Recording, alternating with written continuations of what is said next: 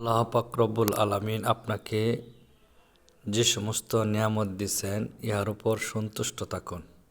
আপনার তকদিরে যা আছে তা অবশ্যই আপনার কাছে চলে আসবে। আপনি হতাশাগ্রস্ত হয়েন না, আপনি পেরেশানি হয়েন না। আর যা দিয়েছেন তার উপর সন্তুষ্ট থাকা এটা সাধারণ কাজ নয়, এটা কঠিন কাজ। আর যদি সারাদিন বলতে থাকেন ওটা নাই ওটা নাই ওটা নাই ওটা নাই, বলার শেষ হবে না, কারণ আল্লাহর নিয়ামতের কোনো শেষ নাই। এই জন্য যতটুকু দিছে অতটুকুর উপর সন্তুষ্ট অর্জন করুন। একজন সবচেয়ে দরিদ্র ব্যক্তি, তাকে যে পরিমাণ নিয়ামত দিছে এটারও তো লিস্টই শেষ হবে না।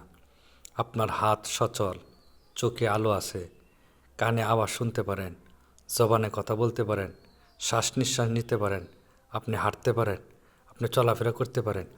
এই যে নিয়ামতগুলো আল্লাহ তাআলা দিছে, এই নিয়ামতের তো শুকরিয়া আদায় করে শেষ করা যাবে না। এই জন্য যা নিয়ামত দিছে তার উপর সন্তুষ্ট থাকুন।